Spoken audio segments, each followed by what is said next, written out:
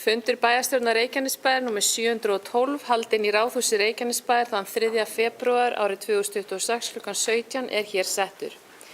Viðstaddir eru bæjarfulltrúarnir Hjörtur Magnús Guðbjartsson, Aðalheiður Hilmarsdóttir, Halldóra Fríða Þorvaldsdóttir, Róbert Jóhann Guðmundsson, Díana Hilmarsdóttir, Helga María Finnbjörnsdóttir, Birgitta Rún Birgisdóttir, Guðbergur Reynisson, Alexander Ragnarsson, Margrét Þórarinsdóttir og í forsætishúsi sem hér stendur Guðni Birna Guðmundsdóttir. Einnig eru hér viðstödd Hrefna Gunnarsdóttir ritari bæjarstjórnar og Kjartan Már Kjartansson bæjarstjóri. Á dagskrá bæjarstjórnar í dag eru 9 mál, fundargerðir bæjarráðs frá 22. og 29. janúar, fundargerð lýðheilsuráðs frá 20. janúar, fundargerð atvinnu- og hafnaráðs frá 22. janúar, fundargerð sjálfbærniráðs frá 23. janúar, fundargerð menningar- og þjónusturáðs frá 23. janúar, fjárfestingarverkefni 2025, svar við fyrirspurn vegna framkvæmda og kostnaðar, erindisbréf fyrir samráðshóp málefni fatlaðs fólks, húsnæðisáætlun Reykjanesbæjar 2026, síðari umræða og svo að lokum breytingar á skipan fulltrúa í bæjarstjórn og ráðum. Nú virðulegu bæjarfulltrúar, eins og þið sjáið glöggt hafa orðið hér breytingar á bæjarstjórnin okkar, en við munum formlega taka þær breytingar fyrir í lok fundar. En forseti vill hér í upphafi þakka fráfarandi bæjarfulltrúnum, honum Sverri Bergmanni Magnússyni og Bjarna Páli Tryggvasyni fyrir þeirra góðu störf á kjörtímabilinu fyrir Reykjanesbæ. Þeir stáðu sig báðir mjög vel í sínu störfum og vill forseti þakka þeim kærlega fyrir þeirra góðu störf fyrir samfélagið okkar hér í Reykjanesbæ. En kæri bæjarfulltrúar, þá hefjum við bæjarstjórnarfundinn okkar hér í kvöld og byrjum á fundargerðum bæjarráðs frá 22. og 29. janúar. Orðið er laust. Margrét Þórarinsdóttir, gjörðu svo vel.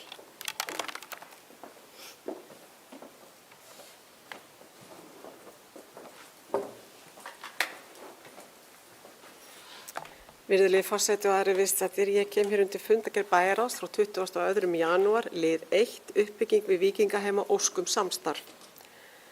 Umboð vill ítreka bókun sína uppbyggingu við Víkingaheima sem liggur fyrir í fundargerð bæjarráðs. Þrátt fyrir að bæjarráð hafi tekið undir bókun umhverfis- og skipulagsráðs og vísi málinu til næsta kjörtímabils standa alvarlegar athugasemdir umbótar við málsmeðferðina óbreyttar. Engar efnislega forsendur hafa breyst frá því að faglegt mat skipulagssviðs lá fyrir og beiðni var hafnað og engin ný gögn hafa verið lögð fram sem réttlæta að málið hafi verið tekið aftur til afgreiðslu á þessum vettvangi. Umboð telur að þessi málsmeðferð grafi undan faglegu skipulagsferli, fyrirsjáanleika og jafnræði og leggur áherslu á að þegar og ef málið kemur aftur til skoðunar verði það tekið upp frá grunni á réttum vettvangi og á grundvelli faglegs mats, óháð einstökum hagsmunum og ég óska þetta verði bókað. Ég ætla síðan að koma hérna undir fundargerð bæjarráðs. Frá 29. janúar liður 2 fjárfestingarverkefni 2025 staða, framkvæmdar og kostnaður. Umbót og sjálfstæðisflokkurinn telja að svör meirihlutans sem lögð voru fram í kjölfar beiðni bæjarráðs frá 7. ágúst 2025 og bókun meirihlutans frá 29. janúar 2026 fari enn hjá kjarna þeirrar beiðni sem lögð var fram.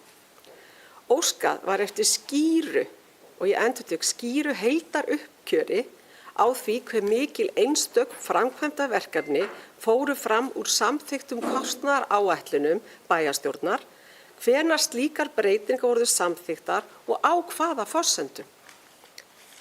Þau gögn sem lögð hafa verið fram eru að mestu leyti sundurliðanir á framkvæmdakostnaði. Rekstrarlegar, tæknilegar skýringar og samanburður við önnur sveitarfélög. Slík gögn geta verið gagnleg til upplýsinga en þau koma ekki í stað stjórnsýslulegs uppgjörs gagnvart þeim kostnaðaráætlunum sem bæjarstjórn Reykjanesbæjar sjálf samþykkti.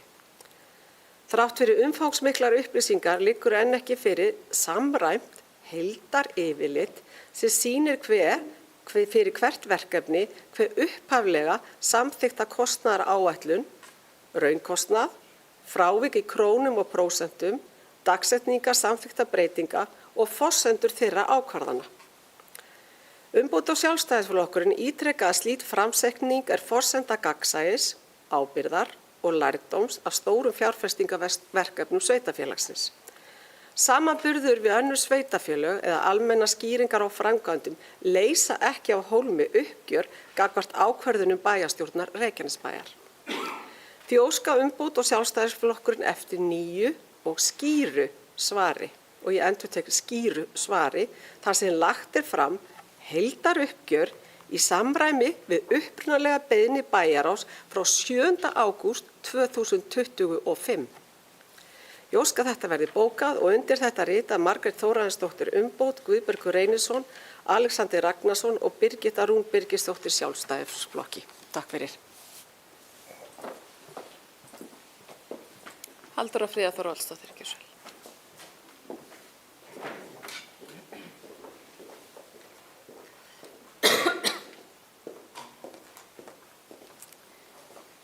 Virðulegi forseti. Já, á þessum fundum bæjarráðs sem hér eru til afgreiðslu var ýmislegt á dagskrá. Hér hefur verið farið yfir 2 mál. Það eru ýmsar fundargerðir og umsagnamál sem koma þarna líka fram. Síðan vildum við fá í fyrsta máli á seinni fundinum upplýsingar stöðu verkefni sem ákveðið var að fara af stað með samstarfi Kölku, Sorpu og umhverfis-, orku- og loftslagsráðuneytisins meðal annars og sambandsins, þar sem að verið að undirbúa mögulega uppbyggingu á hátæknibrennslu, og við bókuðum þar bæjarráð að okkur finnst alveg, eða við bókuðum það svo sem kannski ekki við ræddum, að okkur finnst mikilvægt að Reykjanesbær sitji þarna við borðið í þessari undirbúningsvinnu, en engin ákvörðun hefur verið tekin það hvort að slík stöð rísi á Suðurnesjum eða innan Reykjanesbæjar eða neitt slíkt, þannig að bara vildum að það væri mjög skýrt fyrir íbúa, að ekkert hefur verið ákveðið.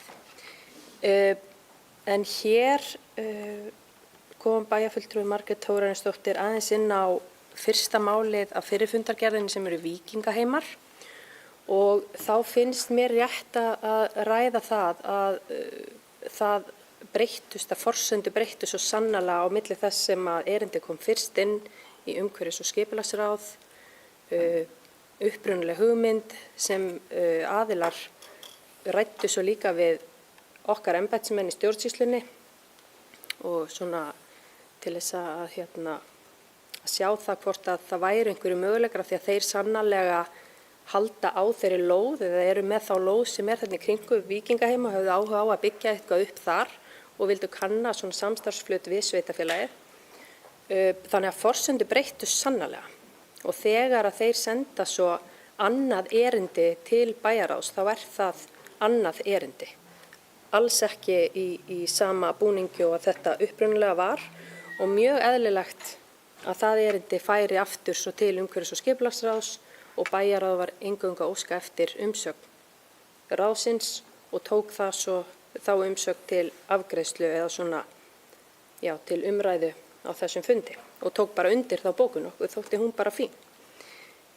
Varðandi málið fjárfestingaverkefni, staða framkvæmda og kostnaðar, þá finnst mér rétt að það komi fram að sannarlega komu fram spurningar sem að starfsfólk hefur verið að afla svara við, og við vitum það að forseti fór hér yfir það áðan að það er mál hér síðar á dagskrá sem er svar við fyrirspurninni, þannig að svarið mun vera lagt fram eins og venja er.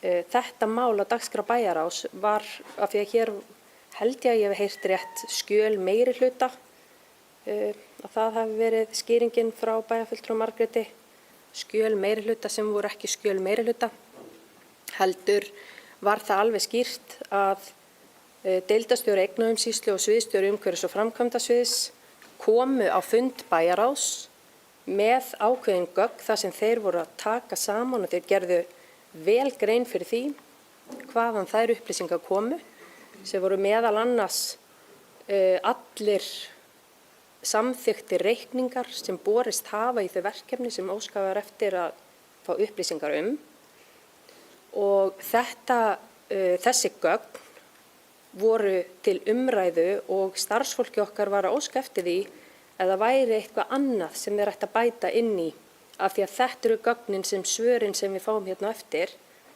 munu byggja á. Þannig að þetta var sannarlega ekki formlegt svar við þeim spurningum sem lagðar voru fram, heldur eingöngu og gert skýrt og skilmerkilega grein fyrir því að þetta eru þær upplýsingar sem svörin byggja á.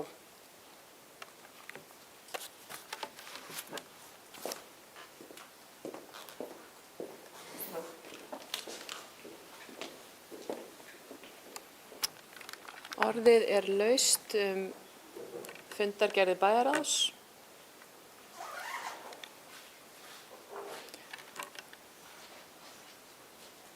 Hér eru umræður í sal, forseti býður hér spenntur. Hér hefur enginn hvatt sér hljóðs. Jú, Margrét Þórarinsdóttir, gjörðu svo vel.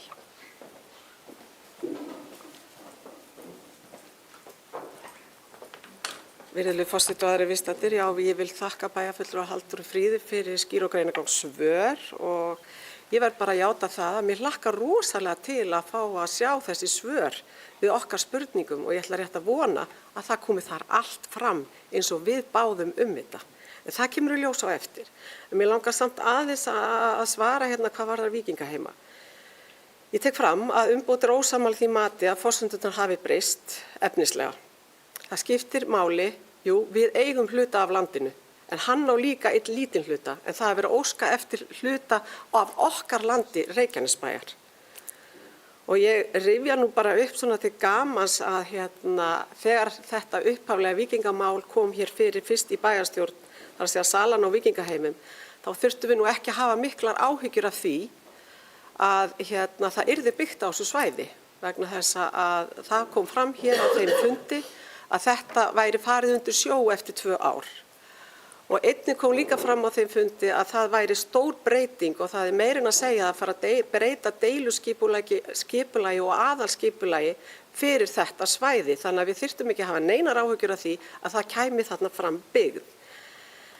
En það sem ég langar bara líka nefna er það að þeirri staðreynd að það er neikvægt faglegt mat frá skipulagssviði, það lá fyrir og var síðan samþykkt í umhverfis- og skipulagsráði. Og ég tel það bara ekki eðlilega farveg slíks máls innan skipulagskerfisins, óháð samtölum við einstaka aðila eða hugmyndabreitingum og að það hafi ekki réttlætt að færa málið, og ég tel að ekki hafi verið réttlátt að færa málið aftur inn í bæjarráð. Þannig að ég vil koma þessu á framfæri. Takk fyrir.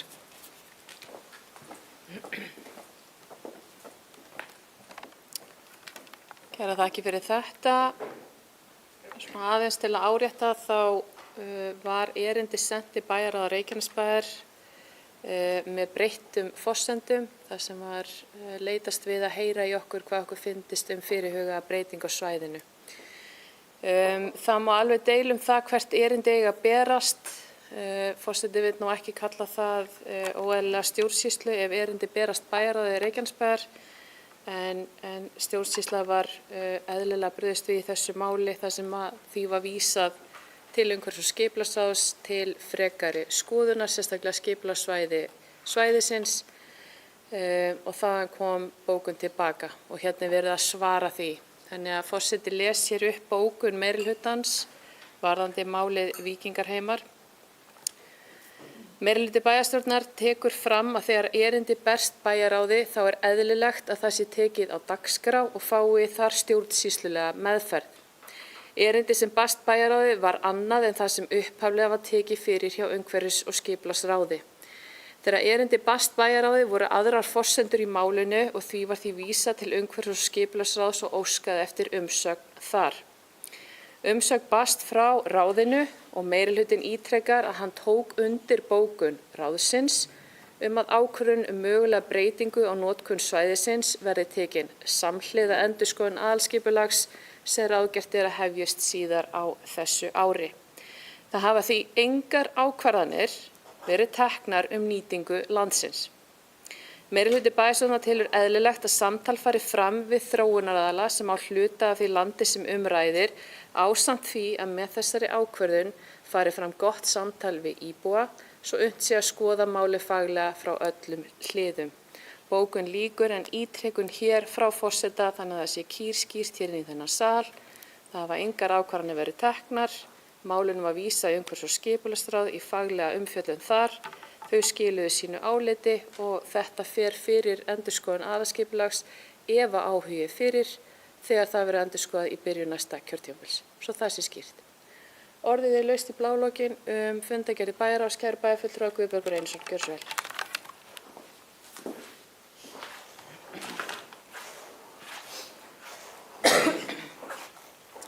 Forseti, bæjarfulltrúar, ég vissi ekki hvort þetta passi hérna inn í þessari umræðu fjárfestingaverkefnin úr bæjarráði, en á fundi umhverfis- og skipulagsráðs 18. desember þá vorum við að ræða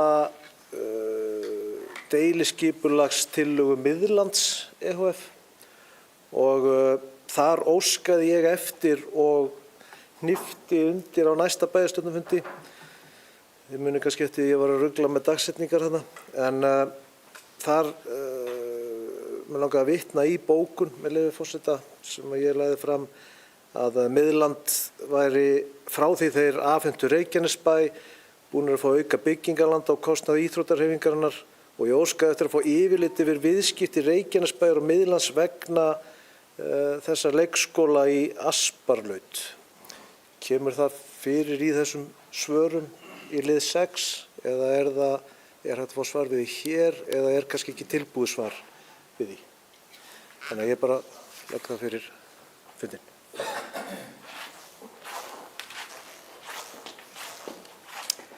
Forseti skal bregðast við þessu ágæti bæjarfulltrúi Guðbergur. Fyrirspurning baðst núna hér á síðasta bæjarstjórnarfundi. Það er ekki komið svar við því en það er í vinnslu og það tilheyrir ekki fyrirspurninni sem að þið eru að beina á gegn fundinum á eftir. Þannig að því verður vissulega svarað fyrir beiðni sem baðst upp á síðasta fundi bæjarstjórnar. En svarið er ekki tilbúið. Orðið er laust. Alexander Ragnarsson.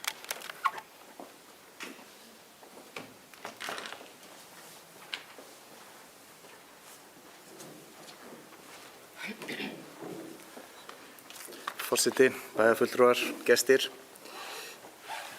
Ég mig langar aðeins að leggja hérna orð í belg í máli 2 úr fundargerð þar sem er verið að ræða fjárfestingar. Í þeim gögnum sem þar fylgdu þá var eiginlega ekki annað að sjá en þetta væri svar til okkar því að í raun formála af þeim gögnum þar er bókunin og fyrirspurnin sett inn. Og þar af leiðandi töldum við þetta ekki fullnægjandi svör en við bíðum bara spennt eftir þeim svörum sem við fáum hér síðar og eftir. Takk fyrir.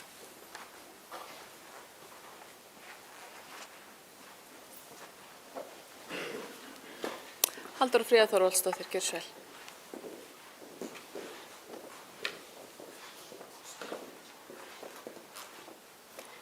Virðulegi forseti,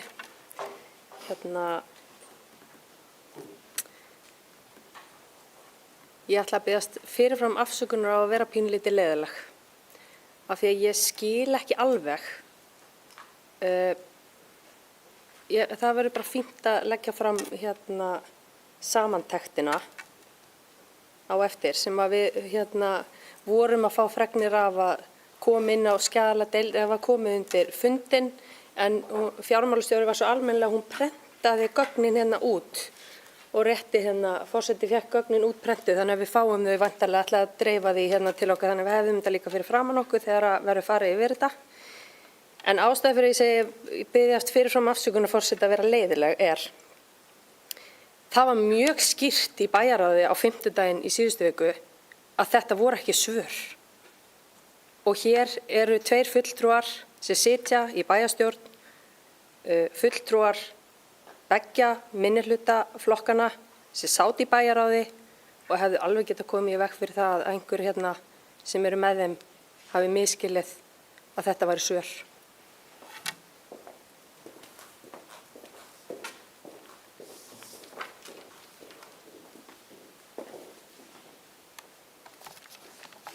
Hér hafa ekki fleiri hvatt sér hljóðs undir fundargerðum bæjarráðs. Þeir sem samþykkt geta fundargerðina vinsamlegast gera þess merki. Og hér fara allar hendur á loft. Kærar þakkir. Þá tökum við fyrir annað mál á dagskrá fundarins. Það er fundargerð lýðheilsuráð frá 20. janúar. Orðið er laust fundargerðina. Nú forseti vil kannski koma inn á 2 mál þarna undir, annars vegar mál nr. 2, kynningum vatnsdrykkju. Þarna bóka lýðheilsuráð hvatningu til menntaráðs að fá kynningu málið og mun forseti fylgja því mál eftir. En líka í máli nr. 5, hagnýtar upplýsingar, þarna frístundastyrkur Reykjanesbæjar 2026, en verið að vinna því að breyta nafninu hvatastyrk í frístundastyrk. Í samræmi við heitið á styrknum hjá flest öllum öðrum sveitarfélögum sem meira lýsandi heiti og þetta er eitthvað sem okkar frábæri íþróttatómstundafulltrúi er að fara fyrir til þess að fólk viti betur hvað þetta mál snýst og sæki endilega Þannig að það sé skýrt. En orðið er laust ef ykkur er að brenna inni með fundargerð lýðheilsuráðs, svo er ekki þeir sem samþykkt geta fundargerðina vinsamlegast gefa merki. Og hér fara allar hendur á loft, kæra þakkir, kæru bæjarfulltrúar. Nú þá erum við komin að máli 3, fundargerð atvinnu- og hafnaráðs frá 22. janúar, orðið er laust. Hér er Hjörtur Magnús Guðbjartsson, gjörðu svo vel.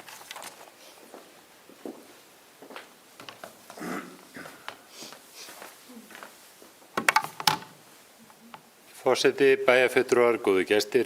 Ég kem hérna upp til að fara yfir fundargerð atvinnu- og hafnaráðs.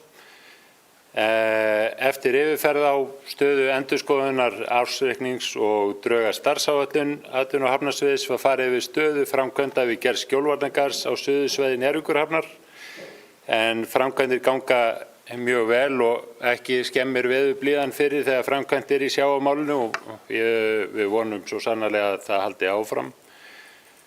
Vinna er í fullum gangi við skipulagi Helguvík og umhverfis Njarðvíkurhöfn í samræmi við samþykktir umhverfis- og skipulagsráðs og hefur samstarfsnefnd atvinnu- og hafnaráðs og umhverfis- og skipulagsráðs þegar fundað og fylgt málunum úr hlaði.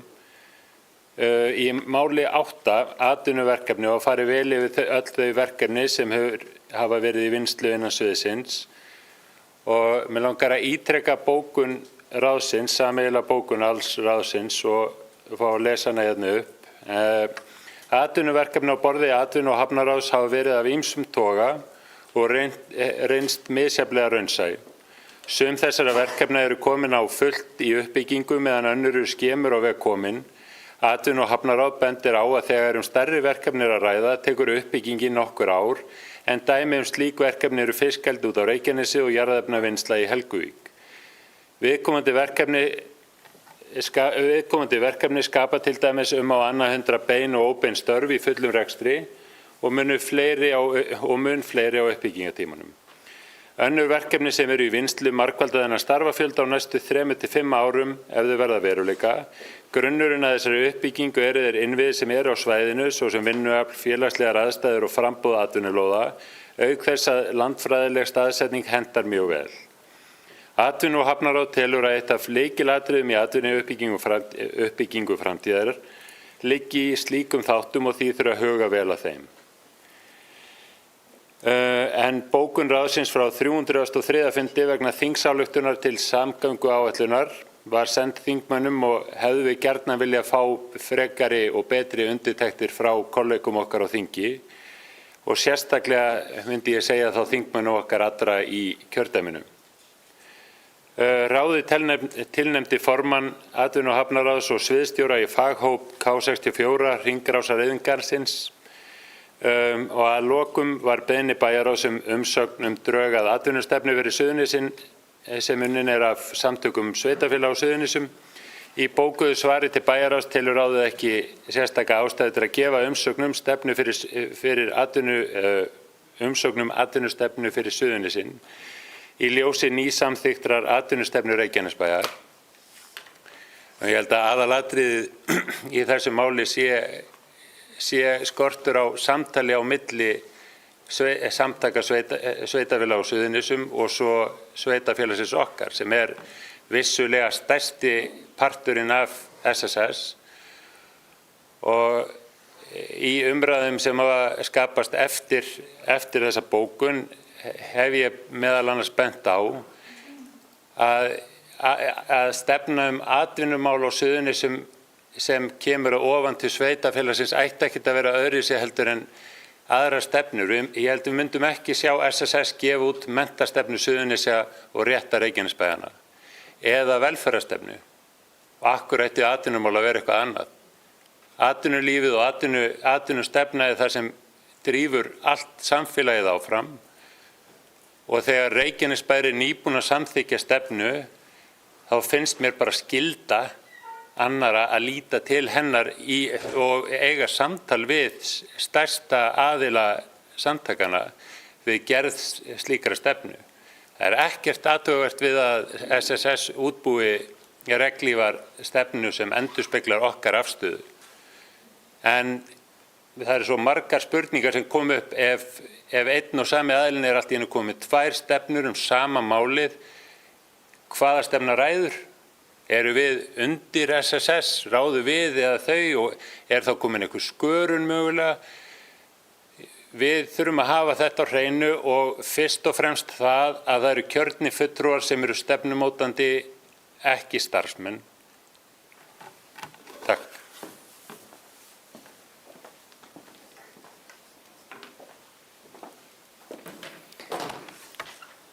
Kæra þakki fyrir þetta. Orðið er laust atvinnu- og hafnaráðsfundagerðina frá 22. janúar. Guðbergur Einarsson.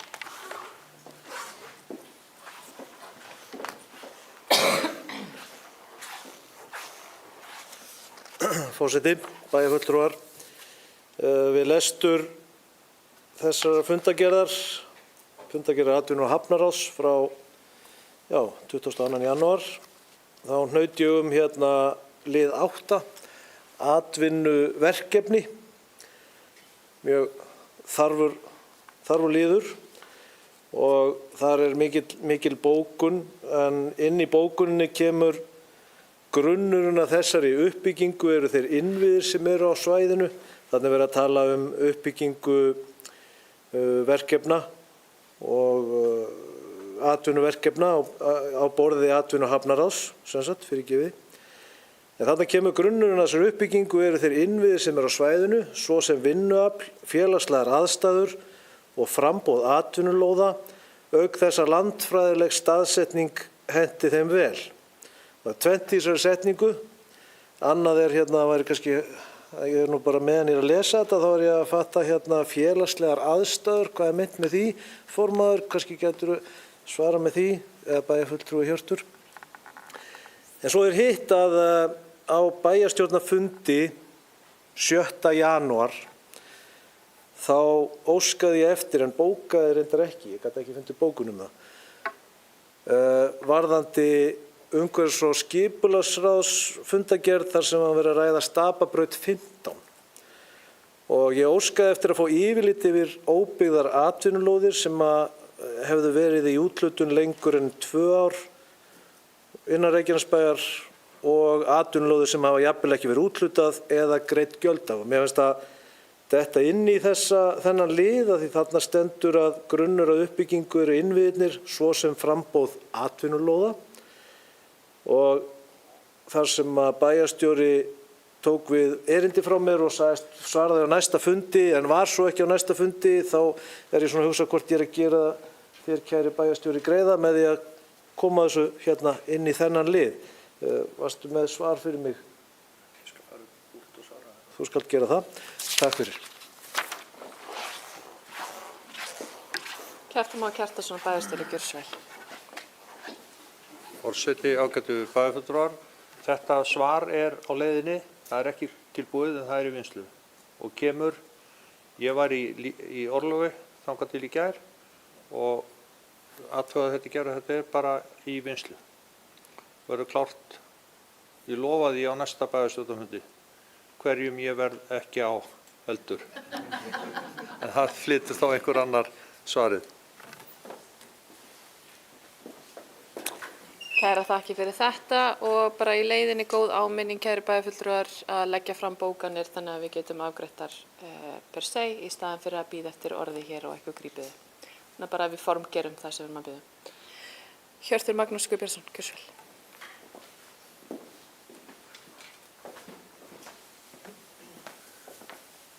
Forseti, ágætu bæjarfulltrúar, góðu gestir, til að svara spurningu bæjarfulltrúa Guðbergs, varðandi félagslegar aðstæður, þá er það oft svona í þessari umræðu, þá er talað allt sem viðkemur samfélaginu, menntunarstig, bara íbúa samsetning, atvinnuþátttaka, í rauninni allt sem viðkemur atvinnulífinu. Svona, við notum þetta kannski þarna sem svona ákveðið regnhlífa hugtak yfir bara öll litlu atriðin sem skipta sköpum og við kannski tökum líka svolítið vel á í lýsingun okkar í atvinnustefnu Reykjanesbæjar sem ég nefndi áðan og er býsna góð lausning.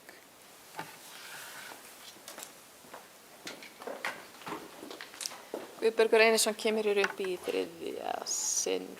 Er ég að rugla? Annað, gjörðu svo vel. Ég er að rugla við bæjara. Afsakið. Forseti, ég er svona að hugsa, bæjarfulltrúi Hjörtur, hvort að þetta geti þó verið átt að vera samfélagsleg en ekki félagsleg. En ég er svona, þessu er ekki breytt hérna. En forseti, ég er sammálaðið því, ég hefði kannski átt að bóka og það er spurning hvort að ég á þá að bóka þetta bara núna. Og varðandi Stapabraut 15 í fundargerð USK frá, nú man ég ekki dagsetninguna, þið verið að fyrirgefa með það, kæru bæjarfulltrúar, en ég óska eftir að fá yfirlit yfir allar óbyggðar atvinnulóðir sem hafa verið í úthlutun lengur en í 2 ár innan Reykjanesbæjar, sem og atvinnulóðir sem hafa jafnvel ekki verið úthlutað eða greitt gjöld af. Og ég óska eftir að þetta verði bókað og vonast eftir svari á næsta bæjarstjórnarfundi.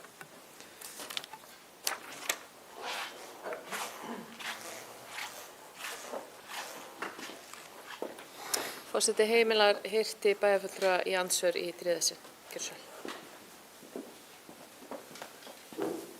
Forseti, ágætu bæjarfulltrúa, til að halda áfram eintali okkar bæjarfulltrúa Guðbergs og velkomin á okkar fund. Þá langaði mig bara að taka undir fyrirspurn bæjarfulltrúans atvinnulóðir. Þetta er mjög forvitnilegt og ég er mjög spenntur að heyra svör bæjarstjóra úr úttektinni, því að þetta geta verið gífurleg verðmæti og það má ekki vera þannig að menn setja á slíkum lóðum, sérstaklega okkar bestu stöðum eins og Ormar og Gulli. Þannig að við þurfum að halda okkur og atvinnulífinu líka á tánum, þannig að það dægi ekki upp príma staðsetningar langt inn í framtíðina að því að menn halda þeir séu með eitthvað verðmæti í höndunum. Þarna eru fyrst og fremst innviðir sem skipta okkur gríðarlegu máli og oft geti þetta líka verið lóðir sem eru fyrst og fremst bara hliðið inn í sveitafélagið okkar. Þannig að við höfum gríðarlega mikilla hagsmuna að gæta í þessu. Þannig að ég er mjög spenntur.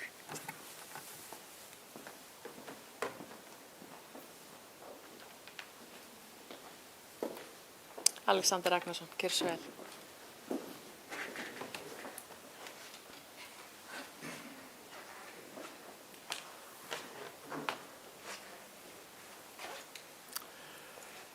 Forseti, bæjarfulltrúar, ég kem hér undir fundargerð atvinnu- og hafnaráðs og langar bara aðeins að hnykkja hérna aðeins á í lið 8, þeirri bókun, sameiginlegu bókun sem við gerðum, að þessir innviðir og lóðir og það sem við tölum hér það sem er grunnurinn að þessari uppbyggingu sem áður talinu upp, þetta er gríðarlega mikilvægt og ég held að sé bara aldrei nógu oft svona bent á það. Við verðum að hafa þetta framboð af atvinnulóðum og það verður að vera þannig að ef einhver er að leita þá geta hann séð það án þess að þurfa á gang og milli manna til þess að komast að því hvað í boði. Þetta þarf að vera sýnilegt og ég bara fór inn á vefinn áðan og fór á kortasjána og klikkaði á atvinnulóðir og ég ætla að vona að við breytum því sem ég sá þar fljótlega. Og við fáum þar inn meira og meiri sýn hvað við getum boðið upp á. Því það var, mér fannst það ekki þá mynd sem að við viljum sjá af sveitarfélaginu okkar. Því að það kannski fyrsta sem þú athugar ef þú ert bara að leita eftir einhverju. Þannig að við þurfum að sýna hvað við höfum að bjóða og þá náum við öflugum fyrirtækjum til okkar og eflum samfélagið okkar. Og svo ætla ég bara að taka undir orð bæjarfulltrúa Hjartar, formanns atvinnu- og hafnaráðs með afgreiðslu ráðsins í máli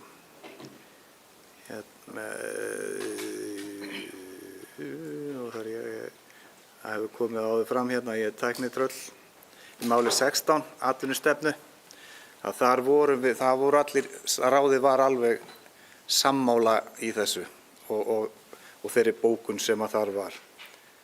Þannig að það var engin, bara þannig að komið fram hér frá mér úr minnihlutanum að þetta var samdóma álit ráðsins. Takk fyrir.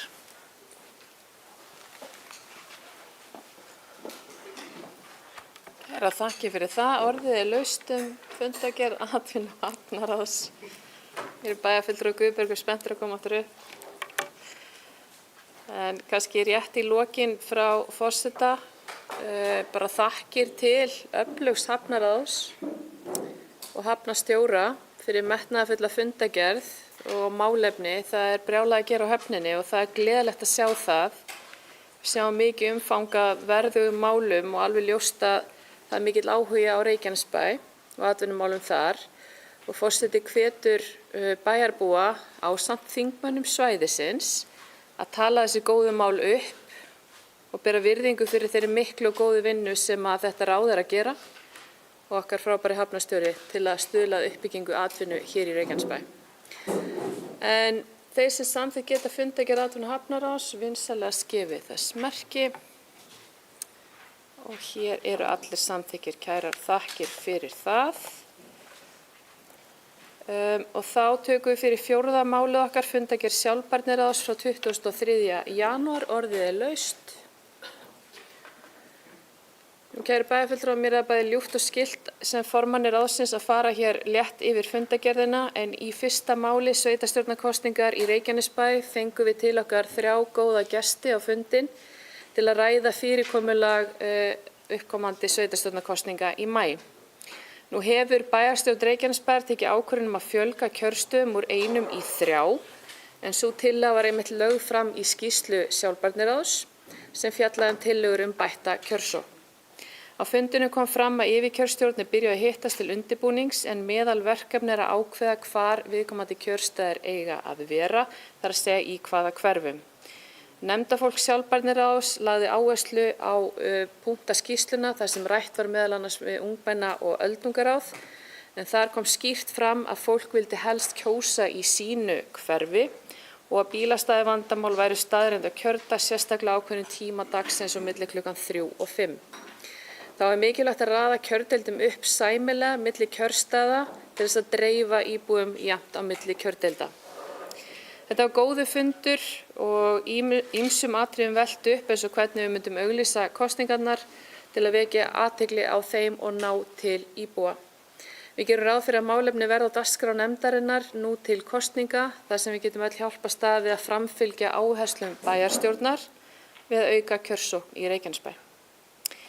Í máli 2 Umhverfis Ísland 10 tonn af textíl á dag þá er sjálfbærniráð að flagga vitundarvakningu flöggun á textíl sem er á vegum samtaka gegn sóun og samband íslenskra sveitarfélaga sem ætlað er til að vekja almenning til umhugsunar magn, gæði og notkun á textíl.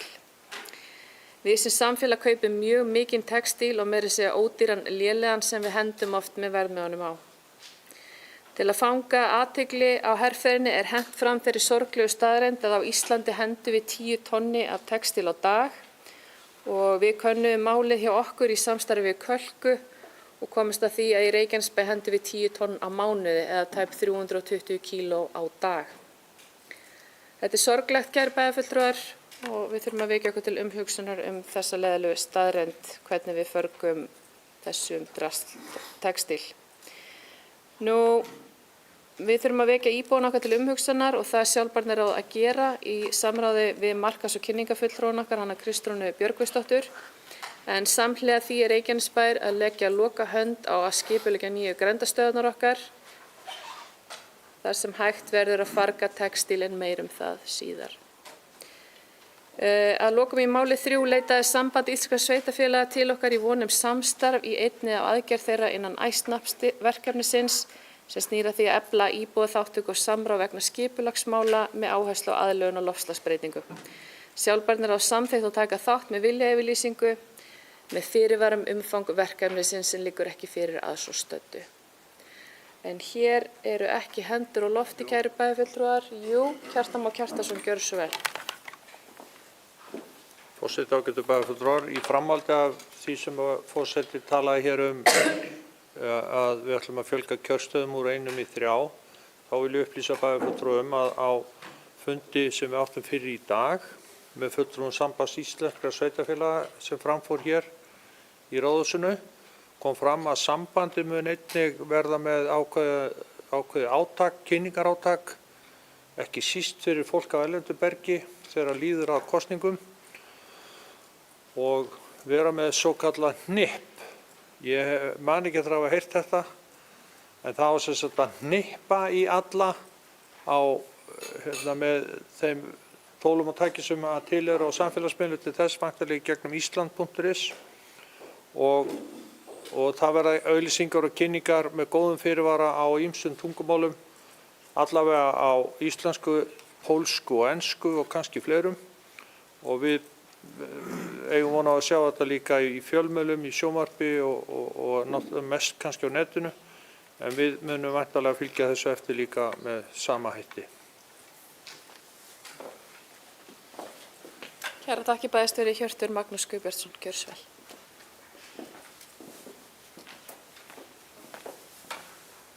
Forseti, bæjarfulltrúar, góðir gestir, mér langar að fagna þessum fréttum frá bæjarstjóra. Þetta eru virkilega jákvæðar fréttir.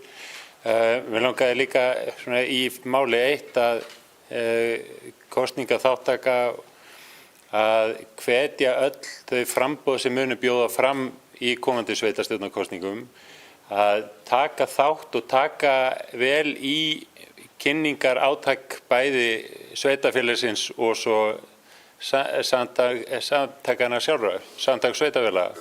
Því að við þurfum öll að vinna saman, það er hagur okkar allra að auka kjörsókn. Ég held við höfum öll fengi áfall eftir síðustu kosningar þegar við sáum kjörsókn hérna í sveitarfélaginu. En við sáum líka greinilega í forsetakosningum og síðustu þingkosningum hvað áhrif samfélagsmiðla eru rík. Og við þurfum að vinna saman þó við séum vissulega í bardaga á milli frambúða, þá er þetta samt sameiginlegur hagur okkar allra að auka lýðræðislega þátttöku í samfélaginu á öllum stigum samfélagsins.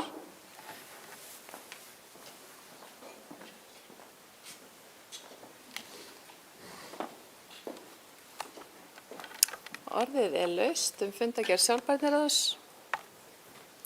Þeir sem samþykkt geta fundargerðina vinsalast gefið merki. Og hér fara allar hendur á loft, kæru þakkir, kæru bæjarfulltrúar. Nú þá erum við komin að 5. mála dagskránni, fundargerð menningar og þjónusturáðs frá 23. janúar. Orðið er laust. Birgitta Rún Birgisdóttir, gjörðu svo vel.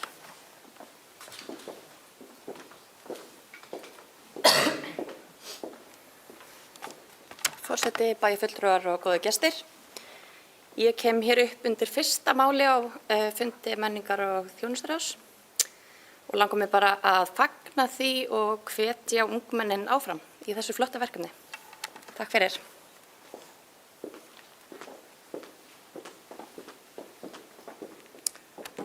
Mikið rétt. Orðið er laust. Nú, forseti vill kannski aðeins koma hérna inn á mál númer 2, ný rocksapsýning. En á fundinu var kynnt helstu þemu af nýrri sýningu rocksapsins sem fjallað þróun tónlistar frá því hvernig hún hefur verið flutt og miðluð í gegnum tíðina. Þar verða meðal annars tekin fyrir tímabil plötuspilara, kassettna, geisladiska, stafrænna miðlunar, auk hlutverks, útvarps og sjónvarps. Sýningin mun byggja á viðtölum bæði við tónlistafólk og almenna hlustendur og spanna tímabili frá 1950 til dagsins í dag. Sérstök áhersla verður lögð á áhrif tónlistar og samfélagi, meðal annars hvernig hún hefur mótað viðhorf, norm og almenningsálit á ólíkum tímum. Textahöfundur sýningarinnar verða þeir Snorri Helgason og Bergur Ebbi hjá Fíla Lægi, en þeir héldu umfangsmikla vinnustofu á síðasta ári með þeim sem komu að verkefninu, þar sem fjölmargar hugmyndir og nálganir urðu til sem að nú verða nýttar í mótun á sýningunni. Við hlökkum svo til að geta öll farið á nýja sýningu rocksapsins sem heldur áfram sögu sinni í hljómahöllinni okkar. Nú að lokum er vert að nefna mál númer 4, menningarsjóður opið fyrir umsóknir, en við höfum opnað fyrir umsóknir í menningarsjóðun okkar sem er núna til 9. febrúar næstkomandi og hvetjum við íbúa til að sækja í sjóðinn. Áhersla menningarráðsins er eins og leyfi ég mér að segja bæjarstjórn stendur fyrir. Fleiri viðburðir, meira gaman, menningarstemming minni, eða ekki? Vel saman það. Og við viljum hafa meira að vera hjá okkur í Reykjanesbæ. Þannig að endilega íbúar kæru sækið í menningarsjóðun okkar þið hafið til 9. febrúar næstkomandi. En orðið er laust fundargerðina hér í blálokin, kæru bæjarfulltrúar. Hér hefur enginn hvatt sér hljóðast þessi samþykki geta fundargerðina vinsamlega skefið þess merki. Og hér fara allar hendur á loft, kærar þakkir. Nú, kæri bæjarfulltrúar, þá erum við komin hér að 5. mál á dagskrá fundarins. Nei, afsakið, ég að fara tilbaka.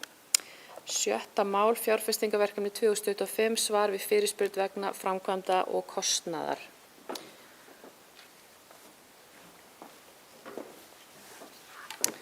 Nú, hér eru komin fram svör við fyrirspurn minnihlutans, Sjálfstæðisflokksins og flokks umbótar varða framkvæmdir á vegum sveitarfélagsins. Spurningarnar voru lagðar fram á fundi bæjarstjórnar nr. 710 þann 6. janúar síðastliðinn og þær hljóða svo.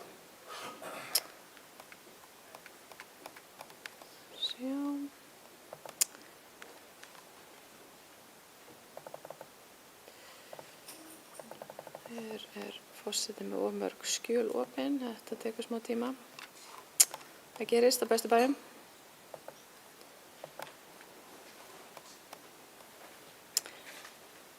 Já, á fundi bæjarstjórnar nr. 710, haldinn þann 6. janúar síðastliðinn, segir hér: Sjálfstæðisflokkurinn og umbót ítreka eftirfarandi ósk sem kom fram í bókum bæjarráðs 7. ágúst 2025 að fá heildaruppgjör miðað við áætlanir vegna eftirfarandi verkefna. Stapaskóli nýbygging, íþróttahús og sundlaug Stapaskóla, Asparlaut leikskóli, Drekadalur leikskóli, endurbætur Holtaskóla, endurbætur Myllubakaskóla, bókasafn, nýtt verkefni Hljómahöll. Í þessari beiðni var einnig nefnt að mikilvægt væri að allur kostnaður við ofangreind verkefni verði tekin með. Vegna fyrri umræðu í bæjarstjórn uppgjör á verkefni viljum við einnig leggja áherslu á framkomi upphafleg fjárhagsáætlun hvers verkefnis fyrir sig og samþykkt fyrir verkefninu. Ef samþykktar eru viðbætur við ofangreind verkefni eða breytingar að þá komi þar fram upphæð og dagsetning á samþykkt þeirra.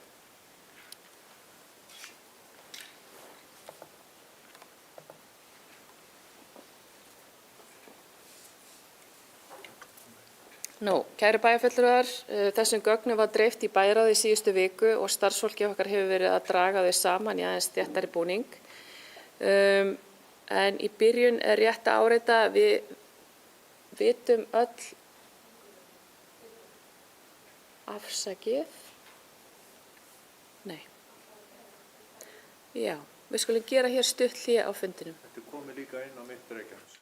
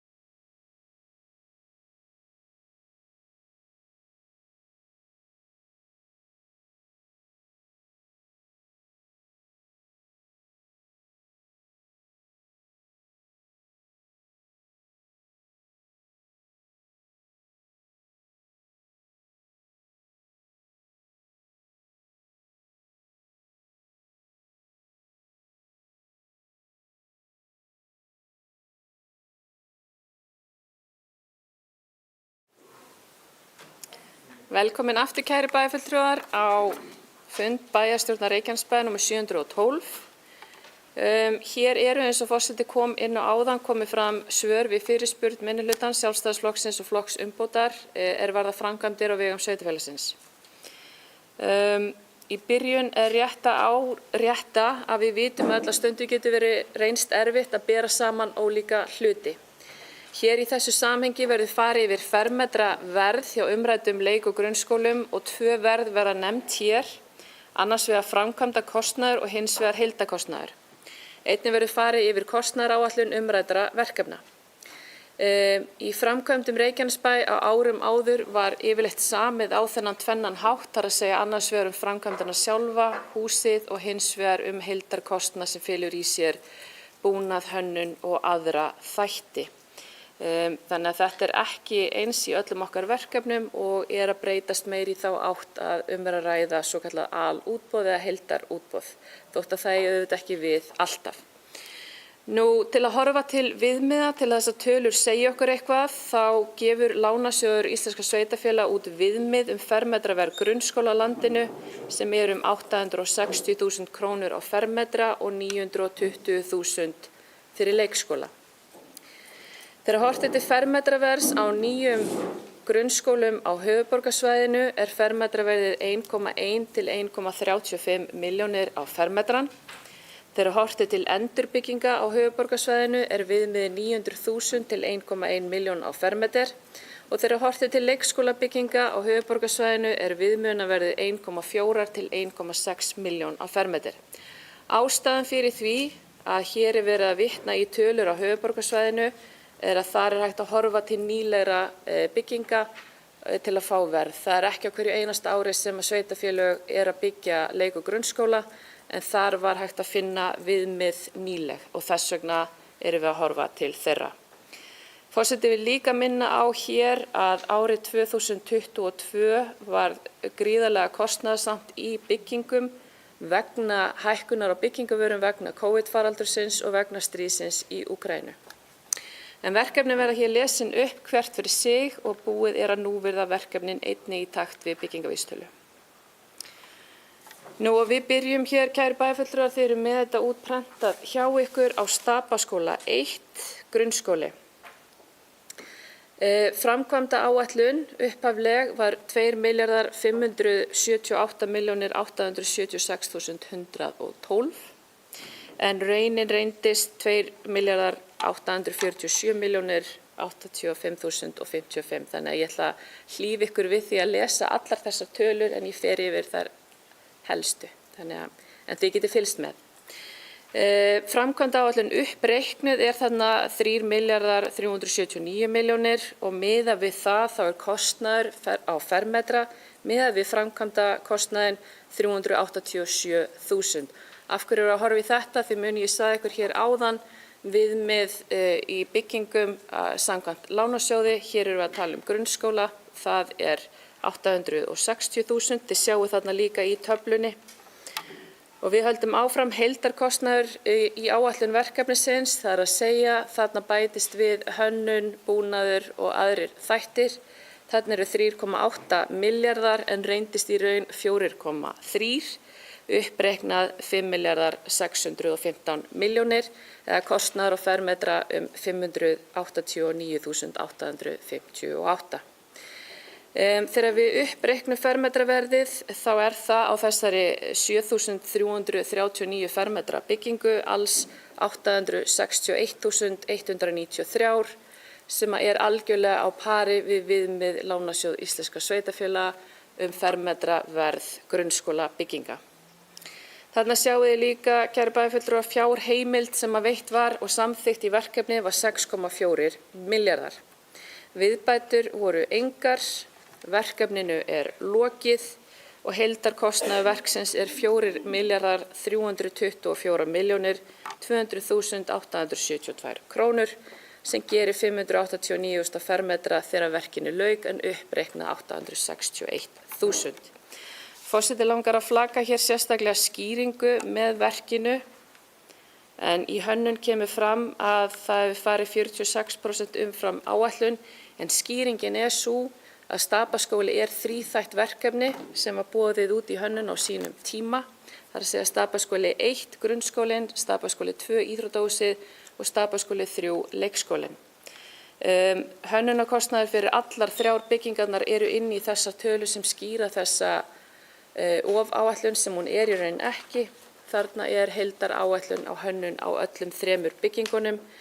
Hönnun er tilbúin til að mynda fyrir áfanga 3 og fer í útboð núna síðar á árinu en þessi staðreynd skekkir myndina en skýrir þarna framúrkeyrslu. Þegar einungis er horft til skólabyggingarinnar þá fór verkið 14% fram úr áætlun en þegar við horfum á framkvæmdir 1 og 2 samhliða og þarna horfum við í samrændan hönnunarkostnað fór verkið 9% umfram áætlun. Skólinn er, eins og forseti segir, 7.339 fermetrar og hér hefur ég komið inn á fermetraverðið en eins og forseti kom inn á áðan viðmið lánasjóðsins er á pari og viðmið við fermetraverð á höfuðborgarsvæðinu er 1,1 milljón til 1,35 milljónir þannig að þetta er innan eðlilegra marka þessi skólabygging.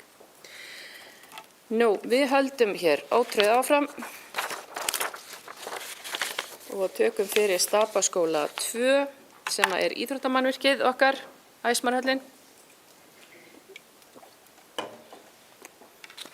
Og þar sjáum við kæri bæjarfulltrúar framkvæmda áætlun upphafleg var 2,5 milljarður, raun reyndist 3 milljarður eða uppreiknað 4,2 milljarðar. Kostnaður á fermetra er 597.969. Heildarkostnaður var í áætlunum 3,8 milljarðar en raun reyndist 3,97 og uppreiknað 5,6 milljarðar með fermetraverð upp á 780.180 krónur. Og þarna sjáum við viðmið lánasjóðs er þarna 578.000 en það er fermetraverð fyrir berstrípað íþróttahús. Og forseti vill minna bæjarfulltrúa á það að bæjarstjórn Reykjanesbæjar ákvað breytingar á áfanga 2. Ákveðið var að fara úr hefðbundnu íþróttahúsi í fullbúið keppnishús. Sundlaugin var einnig stækkuð úr 16 metrum í 25 metra keppnislaug til að hægt var að halda sundkeppnismót í húsinu. Auk þess er í húsinu fullbúið bókasafn sem er stærra en hefðbundið bókasafn og tekin ákvörðun minni forseta af öllum fulltrúum nema Sjálfstæðisflokknum ef að forseti man rétt varðandi bókasafnið. En þetta er Stapaskóli 2, þarna er heildar fjárheimild 3.850 milljónir, viðbætur engar, verðbætur á samningum til að setja líka kostnað verkefnanna í samhengi er 373 milljónir. Verkinu er ekki lokið en áætlað er að loka uppgjör verkefnisins ljúki núna á árinu á þessu 5.088 fermetra keppnisíþróttahúsi.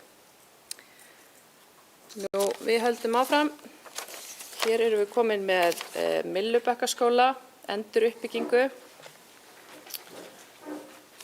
Og þar er framkvæmda áætlun 4,3 milljarðar en raunin miðað við daginn í dag er 2,8, uppreiknað 5,2.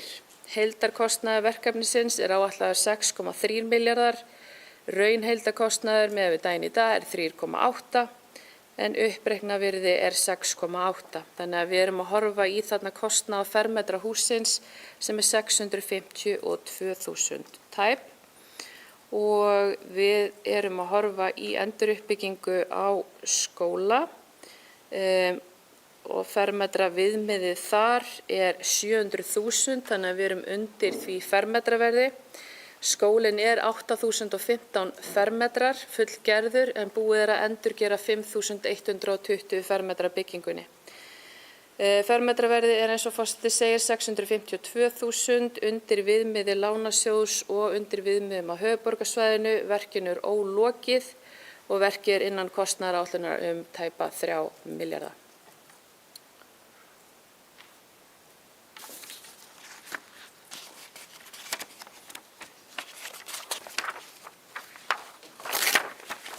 Og við höldum áfram í Holtaskóla.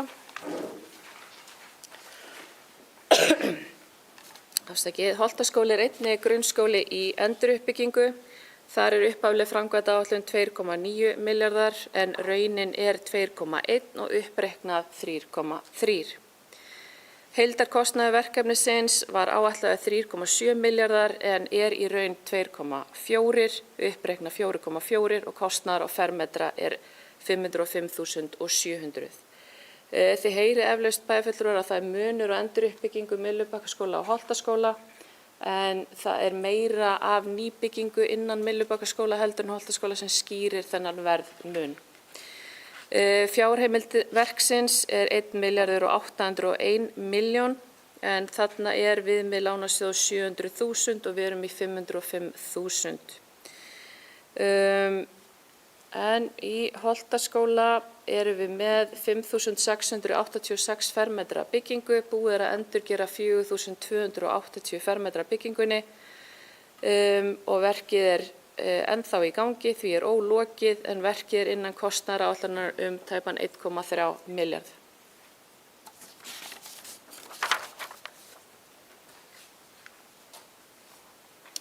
Og þá erum við komin í leikskólan Drekadal.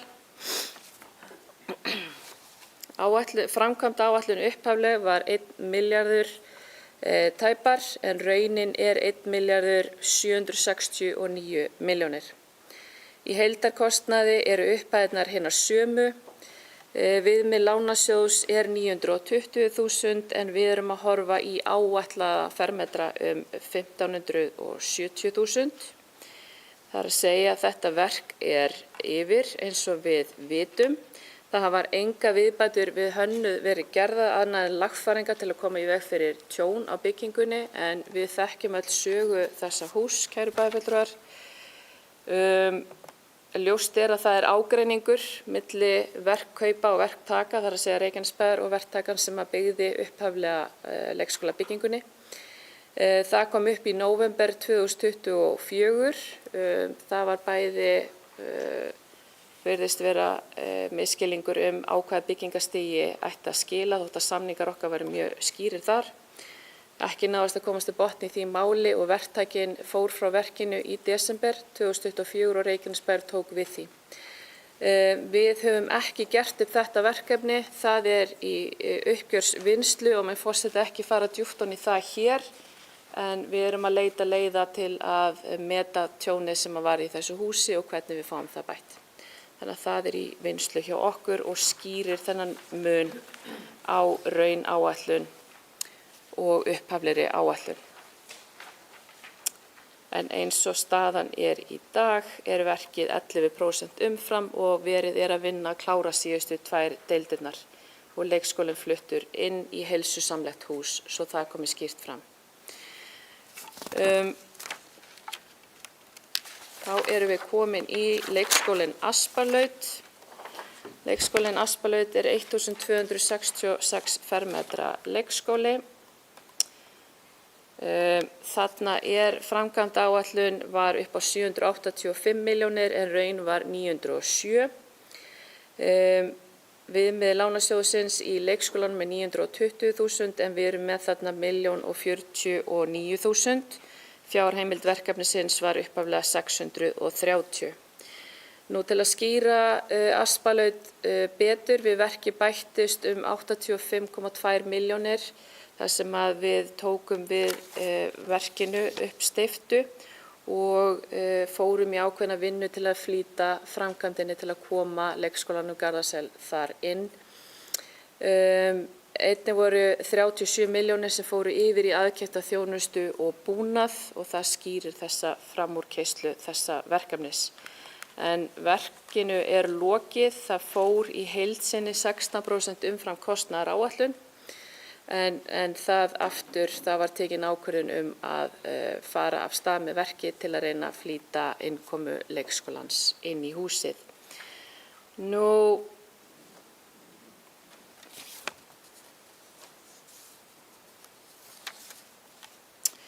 Það sem að kemur þarna fram, kæru bæjarfulltrúar, varðandi heildar fjárheimild, þetta er líka vegna þess að ekki náðist að ljúka framkvæmdin fyrir árslok 2024, þannig að kostnaður fellur líka yfir á 2025 með tilheyrandi verðbótum þar. Mannvirkið er í heild sinni eigfært á 1,3 milljarð og fermetraverðið er þarna hjá ykkur. Nú, lokaverkefnið er Hljómahöll, bókasafn Reykjanesbæjar. Upphafleg kostnaðaráætlun verkefnisins var 280 milljónir. Búið er að framkvæma fyrir 183 eða tæp 61% af kostnaðaráætlun. Verkinu er ólokið en eðlileg starfsemi er komin í húsið og áætlað er að við náum að klára restina innan kostnaðaráætlunar en við eigum sem sagt eftir þarna tæpar 100 milljónir eða rúm 40% eftir af verkinu. Nú, forseti hefur lokið hér yfirferð á umræddum verkefnum og gerir að tillögu sín að taka hér stutt fundarhlé til að bæjarfulltrúar geta aðeins mellt þessar upplýsingar.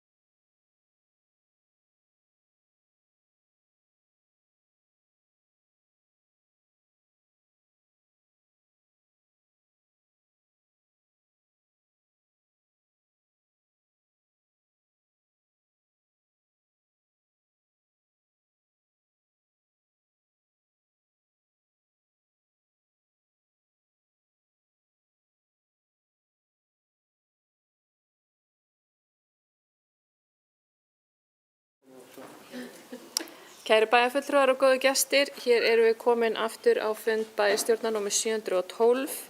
Hér var forseti áðan að lesa upp heila romsu af alls konar tölum frá alls konar verkefnum yfir alls konar tímabil og bæði komu gögnin að einhver hluta til fulltrúa í síðasta bæjaráði en þau hafa líka verið að taka breytingu bara við rýningu okkar starfsfólk sem hefur legið yfir þeim. Þannig að forseta langar að gera það tillögu sinni að fresta umræðu þetta mál að svo stöddu og vísa því í okkar næsta bæjarstjórnarfund núna eftir hálfa mánuð þann 17. febrúar og þá hafið þið kæru bæjarfulltrúar blöðin með ykkur, þið hafið gögnin frá bæjaráði og ný uppfærð gögn og ef eitthvað breytist þá mun okkar frábæra starfsfólk senda það á ykkur þannig að þið getið rýnt og líka haft samband við þau í gegnum bæjarstjóra. Þannig að hann getur tekið við ábendingum, hafið þær og komið þeim til skila til starfsfólksins okkar sem að fer með þetta. Þannig að þetta er tillaga forseta nema þið hafið aðra tillögur. Eru bæjarfulltrúar samþykkir tillögu forseta? Og það er samþykkt með öllum greiddum atkvæðum. Kærar þakkir. Frábæra bæjarstjórn Reykjanesbæjar samstiga eins og ávallt. En þá höldum við áfram dagskráni okkar og leysum þetta mál formlega næst.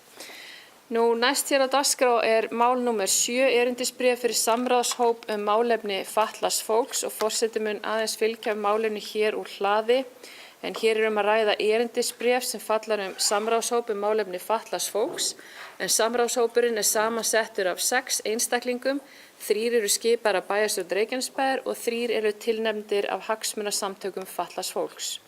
Auk þess eru tilnefndir 3 varamenn frá hvorum hóp fyrir sig. Samráðshópur málefni fatlaðs fólks starfar í umboði bæjarráðs og grundvelli 2. málsgreinar 42. greinar samanber 8. grein laga félagsþjónustu sveitarfélaga nr. 40 frá 1991. Auk þess sem kveðið er á í samþykkt erindisbréfsins, samþykkt stjórn Reykjanesbæjar og fundarsköp bæjarstjórnar nr. 1150 frá 2024 með síðari breytingum og eftir því sem lög mæla fyrir Samráðshópurinn hefur það hlutverk að vera formlegu vettvangur samráðs og samstarfs bæjarstjórnar, nefnd og ráða Reykjanesbæjar hagsmuni fatlaðs fólks, þar sem fjallað er þjónustu við fatlað fólk, framkvæmd og þróun þjónustunnar. Samráðshópurinn á í eðli sínu að vera vettvangur skoðanaskipta, þar sem miðlun upplýsinga fer fram milli fatlaðs fólks og bæjaryfirvalda varða stefnu og framkvæmd í málefnum sem þau varða. Markmið samráðshópsins að bæta þjónustu við fatlað fólk í Reykjanesbæ en hlutverk þeirra spannar meðal annars að vera ráðgefandi áætlanagerð í málefnum fatlaðs fólks í sveitarfélaginu, að fylgjast með framkvæmd og þróun og þjónustu við fatlað fólk í Reykjanesbæ í samráði við notendur og talsmenn eða aðstandendur með ábendingum og tillögum til þeirra sem í hlut eiga. Að koma á framfæri tillögum og hugmyndum inntak og tilhögun þjónustu við fatlað fólk í Reykjanesbæ og ábendingum gerð reglna þjónustu. Tekið skýrt fram að samráðshópurinn fjallar ekki málefni einstaklinga en fundagerðir samráðshópsins fara inn til velferðarráðs Reykjanesbæjar og þaðan til bæjarstjórnar. Fundagerðar verða lagðar fram nema framkomi sérstök mál sem þurfa sérstakt samþykki bæjarstjórnar. En orðið er laust. Kæru bæjarfulltrúar. Og hér hefur enginn hvatt sér hljóðs erindisbréfi. Þessi samþykkt geta vísa erindisbréfinu samráðshóp í málefni fatlaðs fólks til síðar umræðu í bæjarstjórnar 17. febrúar næstkomandi vinsamlegast gefið merki. Og hér eru allir því hjartanlega samþykkir. Þá förum við af stað með 8. mál á dagskránni húsnæðisáætlun Reykjanesbæjar 2026 síðari umræða. Og forseti mun einnig fylgja þeirri áætlun af stað og hennar helstu atriðum hér inn í umræðuna. Húsnæðisáætlanir veita yfirsýn yfir húsnæðismál sveitarfélaga þar sem áætlunin sem lögðu fram árlega sveitarfélögum í samvinnu við Húsnæðis- og mannvirkjastofnun tilgreinir hvernig mæta í húsnæðisþörf heimila til lengri og skemmri tíma, auk þess sem að hún greinir framboð og eftirspurn eftir húsnæði. Húsnæðisáætlun í eðli sínu áætlun sem tekur breytingum en markmiðið að tryggja húsnæðisöryggi í sveitarfélögum. Í húsnæðisáætluninni má greina stöðu húsnæðismála í sveitarfélaginu, framboð íbúða, nýtingu húsnæðis, byggingaframvindu, fjölskyldu, gerðir ásamt yfirliti við leigu og búseturéttar íbúðir. Þar má einnig finna skipulagsáætlanir þar sem má sjá þéttingarstefnu og framboð lóða. Þarfagreining á húsnæðismarkaðnum kemur fram í áætluninni með mat á húsnæðisþörf, greiðslugetu ólíkra hópa íbúa og atvinnustefnu. Að lokum má þar finna aðgerðaráætlun sem snýr að uppbyggingu, kostnaði og stofnframlögum frá ríkinu. Helstu stærðir húsnæðisáætlunar er að samkvæmt miðspá er áætlað að íbúum muni fjölga 2508 eða 10,4% á næstu 5 árum og áætluð íbúðaþörf í samræmi við þann fjölda er 999 íbúðir eða aukning 11,8%.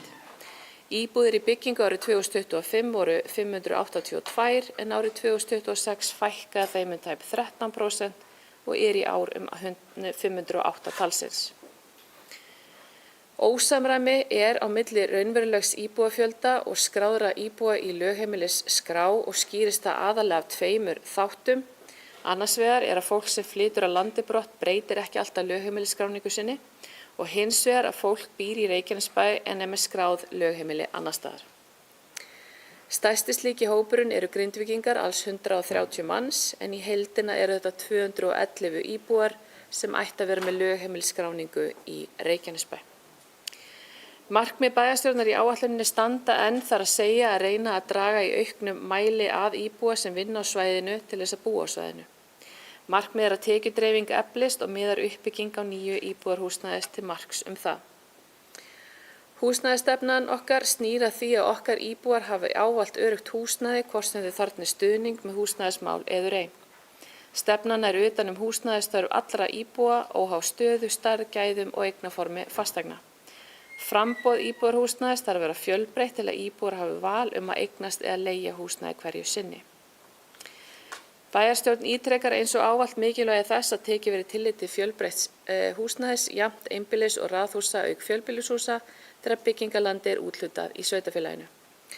Fólksfjölgun Reykjanesbæjar hefur verið gríðarleg undanfarin ár, 60% aukning á 10 árum sem hefur falið í sér hraða uppbyggingu innviða en líkur eru á því að aukning íbúa fara að jafnast út til móts við sambærileg sveitarfélög eða 3% á ári. Reykjanesbær er á pari við sambærileg sveitarfélög þegar kemur á félagslegu húsnæði en mikilvægt er að standa vörð uppbyggingu og fjölgun félagslega kerfisins með því að horfa til fagfélaga líkt og Brynju hússjóð og leigufélagin Bjarg og Bríet sem sérhæfa sig í hagkvæmum búsetuúrræðum fyrir tekjulægri einstaklinga sem þurfa þó ekki félagslegt húsnæði en Reykjanesbær hefur undirritað viljayfirlýsingu uppbyggingu á 24 slíkum íbúðum.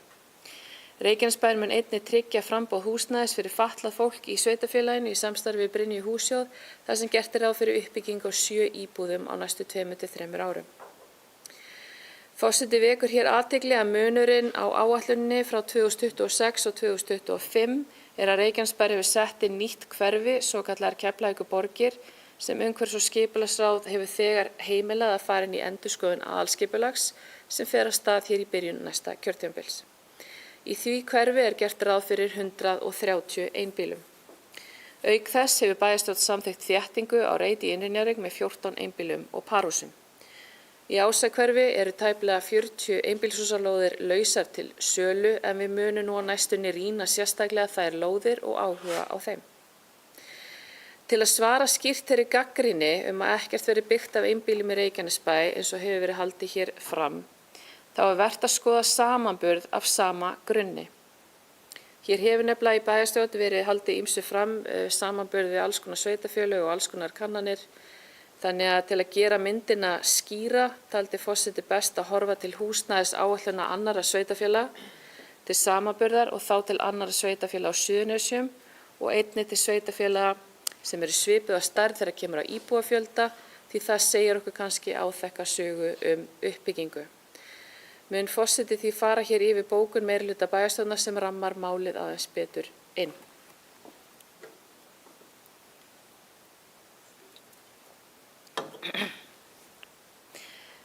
Meirihluti bæjarstjórnar Reykjanesbæjar leggur áherslu á að húsnæðisuppbygging í sveitarfélaginu byggist á langtíma sýn og jafnvægi í framboð á húsnæði.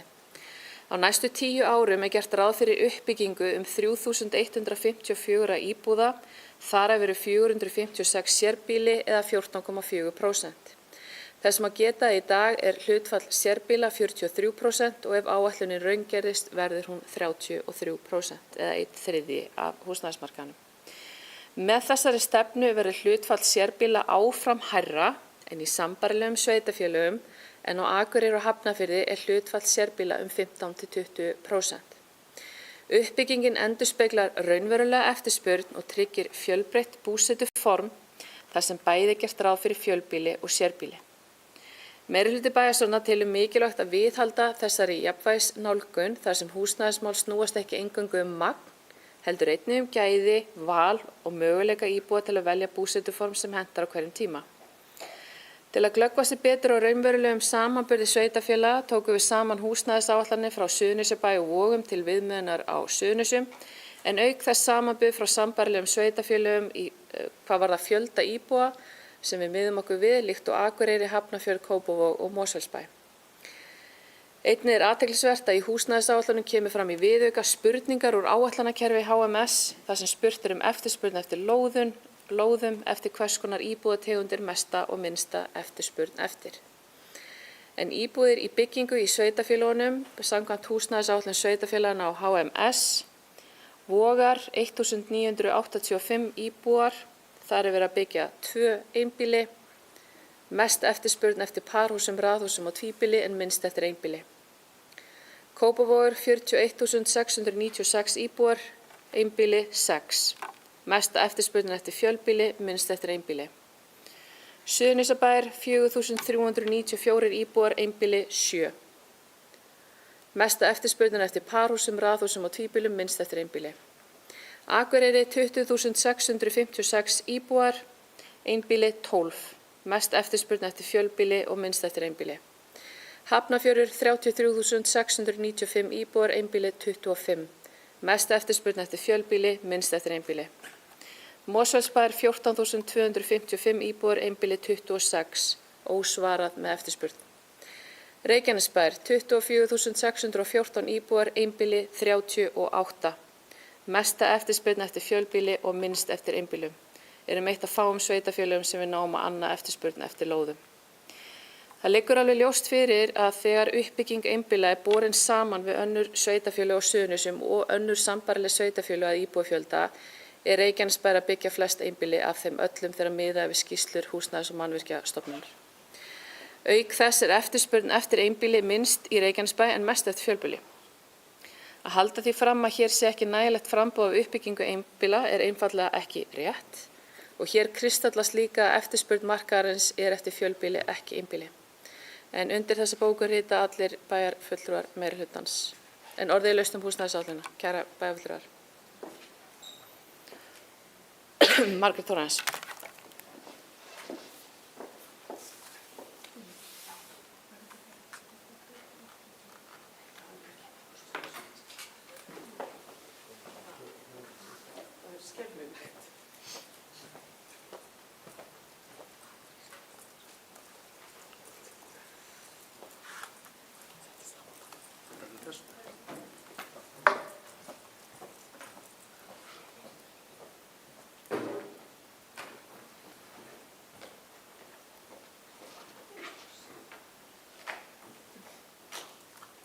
Þú ætlar að tala lengi.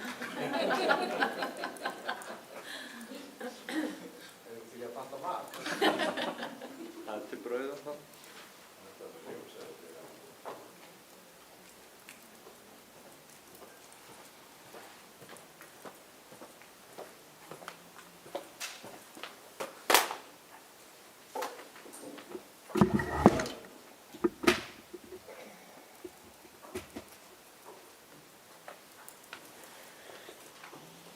Jæja, ég biðst afsökunar á þessari töf.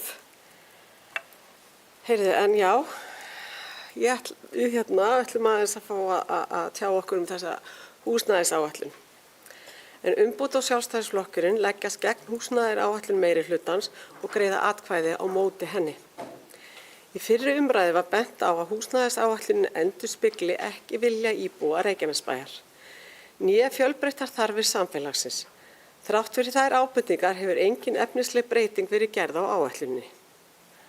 Áætlun gerir ráð fyrir 86% allra uppbygginga næstu 10 ára verði fjölbýli og meðan hlutur sérbýlis verulega takmarkaður. Þetta gengur þvert á niðurstöðu kannana og eftirspurn íbúa þar sem skýr vilji fyrir meiri fjölbreytni í búsetuformum, þar á meðal sérbýli. Meirihluti viðurkenndur sjálfur í gögnum sínum að eftirspurn eftir einbýlishús og parhúsalóðum hafi aukist, en kýs engu að síður að halda áfram stefnu sem þrengir valkosti íbúa og mótuð ofanfrá og niður án raunverulegar hlustunar. Umbót og Sjálfstæðisflokkurinn telja að húsnæðisuppbygging eigi að byggja á raunverulegum þörfum fólksins sem býr hér, en ekki pólitískri einhliða stefnu. Þar sem áætlunin hefur ekki verið endurskoðuð í samræmi við þessar ábendingar, geta Umbót og Sjálfstæðisflokkurinn því ekki samþykkt hana. Reykjanesbær á að þróast í takt við íbúana en ekki þvert á vilja þeirra. Ég óska þetta verði bókað og undir þetta ritar Margrét Þórarinsdóttir Umbót, Guðbjartur Reynisson, Alexander Ragnarsson og Birgitta Rún Birgisdóttir í Sjálfstæðisflokki.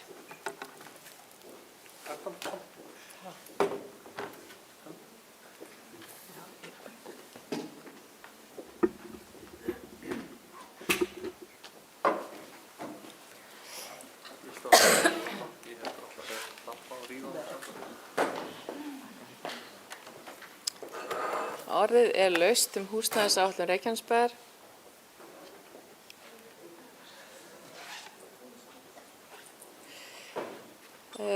Alexander Ragnarsson, gjörðu svo vel.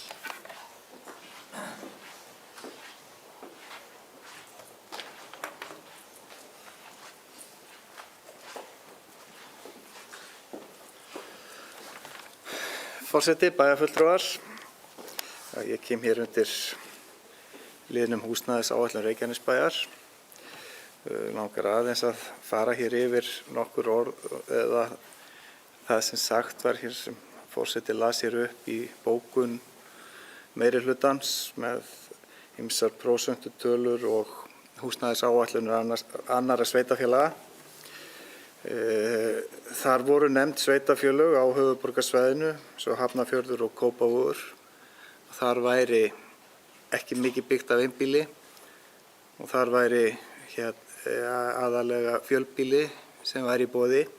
En það kannski ekkert skrítið því að 2015 var samþykkt svæðisskipulag fyrir höfuðborgarsvæðisins til ársins 2040 og hefur íbúum fjölgað þar langt umfram spár, en það engin vilji til að breyta því og þeim haldið í gíslingu á Reykjavíkurborg. Þeir fá ekki að nema að byggja á meiri landi, þetta bara þétting hjá þeim. Svo annað sem var rætt hér, það var talað einbýli. Við höfum ekkert endilega að tala einbýli, við erum að tala sérbýli. Það eru líka parhús, raðhús og tvíbýlishús, tvíbýlishús og þar sem eru svona minni, ekki þessi típisku fjölbýlishús. Það kom líka fram hér í tölum að það mikil eftirspurn eftir þeim húsum víða. Fólk vill ekki, það ekki bara blokkir og það heldur ekki bara einbýlishús, það eru þessi sérbýlisgerð og það það sem við erum að gagnrýna að það ekki nóg af því. Það ekki bara einbýlishúsin. Það eru líka raðhúsin og parhúsin sem að vantar og við viljum sjá meira af.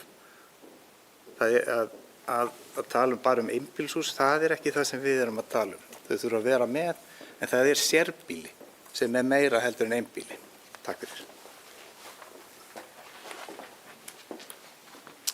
Halldóra Fríða Þorvaldsdóttir, gjörðu svo vel.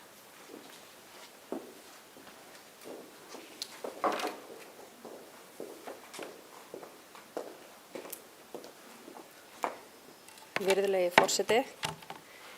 Já, ég hjó nú sérstaklega eftir því þegar forseti var hér að fara yfir húsnæðisáætlunina og bókun meirihluta að þar þó að það hafi verið talið upp uppbygging einbýla að þá sérbýli svo sannarlega minnst á það þarna inni sem eru náttúrulega sérbýli, einbýli, raðhús, parhús, allt sem hér hefur verið talið upp. Og við ræddum þetta nú líka hér á síðasta fundi þegar við tókum fyrri umræðu og það sama á við uppbyggingu hér hjá okkur í rað- og parhúsum, að við erum alveg á góðum stað hvað það varðar. Og bara til þess að ítreka það sem kom fram í bókuninni, af því að það er svo skrítið, það er eins og við séum að lesa sitt hvora niðurstöður sömu könnunar, af því að við erum að rýna einhvern veginn sömu könnun en fáum mismunandi niðurstöður. Af því að í könnun sem Húsnæðis- og mannvirkjastofnunar kemur sannarlega fram að það er meiri eftirspurn eftir fjölbýli í dag. Og fjölbýli eins og við ræddum hérna á síðasta fundi er ekki einhverjar litlar íbúðir. Þeir eru verið að byggja bara lúxus íbúðir og þær fara á næstu einbýlishúsa verði. Og þeir eru bara mjög eftirsóttar af því að mörg er að kjósa sér að fara í húsnæðis það sem að það krefst ekki mikillar umönnunar. En allavega, bara til að hafa hlutina hér alveg á hreinu, að núna er hlutfall, það kom hérna fram, núna er hlutfall sérbýla í Reykjanesbæ 43%.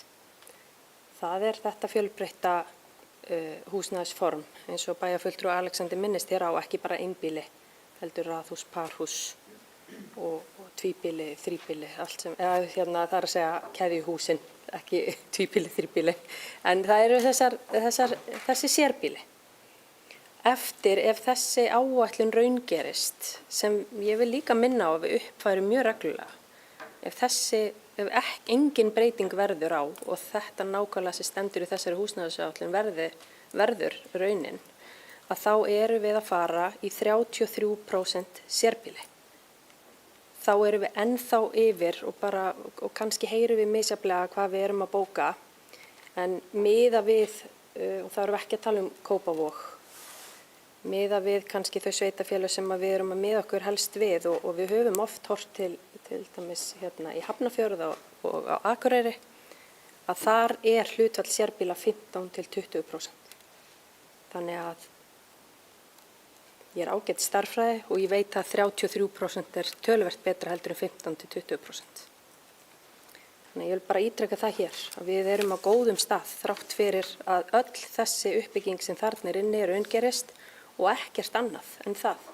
Af því að við megum ekki gleyma því heldur, hér hefur umhverfis- og skipulagsráð lagt á það mikla áherslu að í þeim uppbyggingar áformum það sem verktakar hafa hér kallað eftir því að fá að byggja á lóðunum okkar mikið af fjölbýlishúsum, að þá höfum við ýtt að þeim og náða að tryggja að það verði meiri fjölbreytni og þeir hafa skilað okkur að lokum niðurstöðum sem er fjölbreytt form, þar sem er blöndubyggð fjölbýlishúsa og ýmissa sérbýla.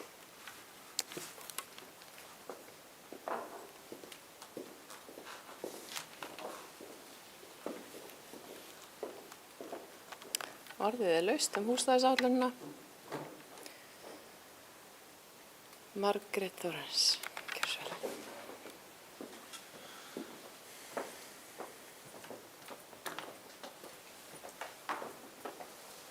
Já, virðulegi forseti og aðrir viðstaddir, já, við erum greinilega ekki að lesa sömu tölur, en allavega samkvæmt HMS, þá fyrir desember 2025 þá eru 42% íbúa kjósa sér sérbýli, sem er einbýli, parhús eða raðhús.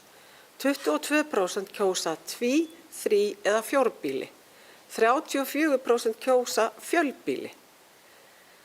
Við í umbóta Sjálfstæðisflokknum við bara ítreka það að húsnæðisuppbyggingin í Reykjanesbæ eigi að byggja á þörfum og vilja íbúa en ekki einsleitri og fyrirfram mótaðri pólitískri stefnu.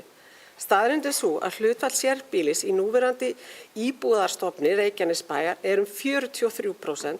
Þrátt fyrir það gerir framtíðaráætlunin meiri hlutans ráð fyrir því alltaf 86% nýrra uppbygginga næstu 10 ára verða fjölbýli, en aðeins 14 sérbýli. Þetta sýnir skýrt hérna, og þetta er bara alveg skýrt, að ekki vera að halda áfram þróun, heldur að hverfa markvisst frá þeirri fjölbreytni sem þegar er að ræða til staðar í bænum, sem að íbúar hafa ítrekað kallað eftir.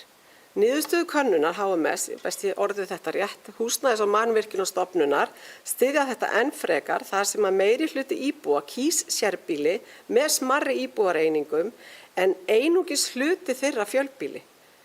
Við bara umbót og sjálfstæðisflokkurinn, við teljum að þessi skýra stefnubreyting hjá ykkur í meira hlutanum að þið eru að þrengja valkosti, grafa undan fjölbreytni og tryggja hvorki jafnvægi né sjálfbæra þróun í sveitarfélaginu næstu árin. Takk fyrir.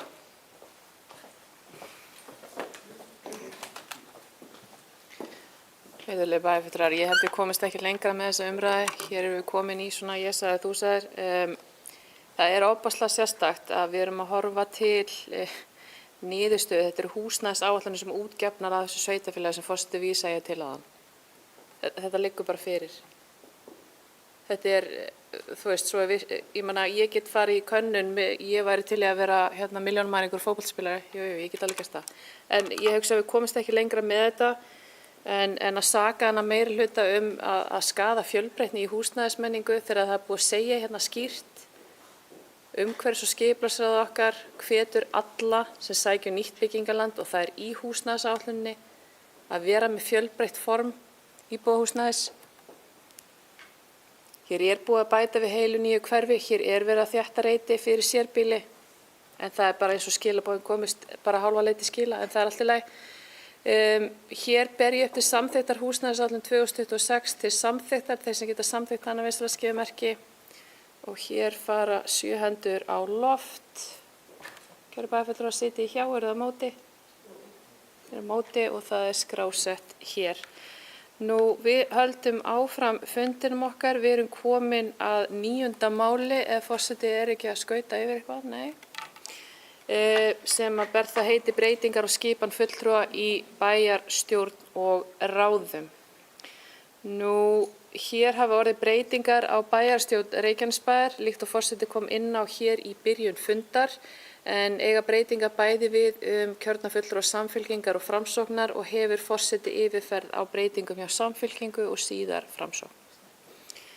Þegar kemur að bæjarstjórn þá hefur Sverrir Bergmann Magnússon óskað eftir lausn frá setu í bæjarstjórn frá með 1. febrúar 2026.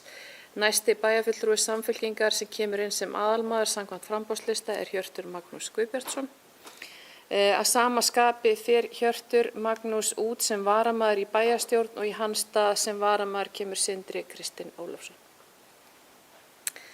Í bæjarráði fer Sverrir Bergmann út sem varamaður og í hans stað kemur Sigurrós Antonsdóttir. Í menningar- og þjónusturáði sat Sverrir Bergmann sem varaformaður ráðsins, óskar forseti eftir tilnefningu í hans stað.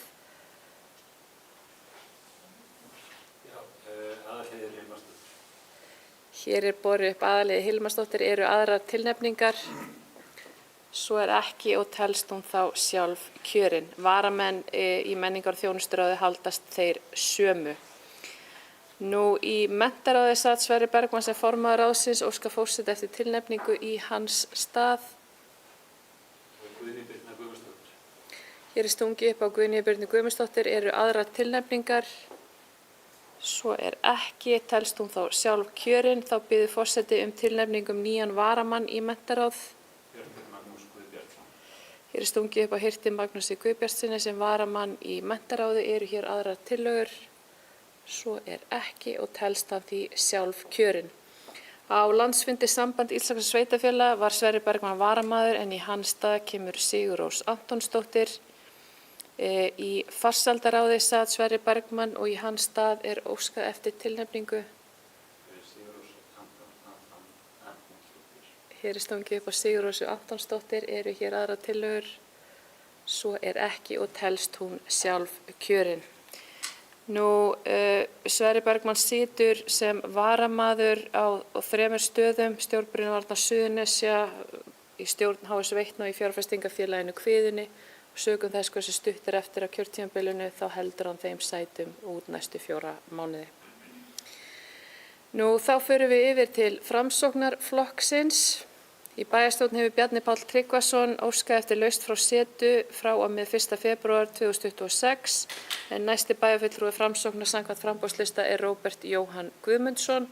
Að sama skapi fer Róbert út sem varamaður í bæjarstjórn og í hans stað sem varamaður kemur Aþena Júlía Jósefusdóttir. Í bæjarráði fer Bjarni Páll út sem aðalmaður og í hans stað kemur fröken Díana Hilmarsdóttir. Að sama skapi fer Díana út sem varamaður í bæjarráði og í hennar stað kemur Trausti Arngrímsson. Bjarni Páll var kosinn sem fyrsti varaforseti bæjarstjórnar og biður forseti tilnefningu í hans stað. Stungir upp á Díönu Hilmarsdóttir, er hér aðra tillögur, svo er ekki og er hún því sjálf kjörin. Díana hlýtur þá samhliða kjör í forsetanefnd Reykjanesbæjar sem fyrsti varaforseti. Díana Hilmarsdóttir fer úr embætti sínu sem skrifari bæjarstjórnar samhliða og óskar forseti eftir tilnefningu í hennar stað. Þeir stungi upp á Róbert Jóhann Guðmundsson sem skrifara bæjarstjórnar, eru hér aðra tillögur, svo er ekki og telst hann því sjálf kjörin. Í umhverfis- og skipulagsráði sat Bjarni Páll sem varamaður og óskar forseti eftir tilnefningu í hans stað. Hér er tilnefning Sigurð Guðjónsson, eru hér aðra tilnefningar, svo er ekki og telst hann því sjálf kjörin. Á landsfundi Samband íslenskra sveitarfélaga var Bjarni Páll aðalmaður en í hans stað kemur Díana Hilmarsdóttir. Að sama skapi fer Díana út sem varamaður á landsfundin og í hennar stað kemur Trausti Arngrímsson. Í stjórn Samband sveitarfélaga á Suðurnesjum sat Bjarni Páll sem varamaður og óskar forseti eftir tilnefningu í hans stað. Hér er tilnefning Díönu Hilmarsdóttir, eru hér aðra tillögur. Svo er ekki og telst hún því sjálf kjörin og lýkur hér yfirferð forseta á breytingum á skipan fulltrúa í bæjarstjórn og nefndir Reykjanesbæjar. En kæru bæjarfulltrúar, þá hefur formleg dagskrá bæjarstjórnar verið hér tæmd. Við munum undirrita fundargerð bæjarstjórnar rafrænt og lýsi því fundi bæjarstjórnar Reykjanesbæjar númer 712 hér formlega slitið.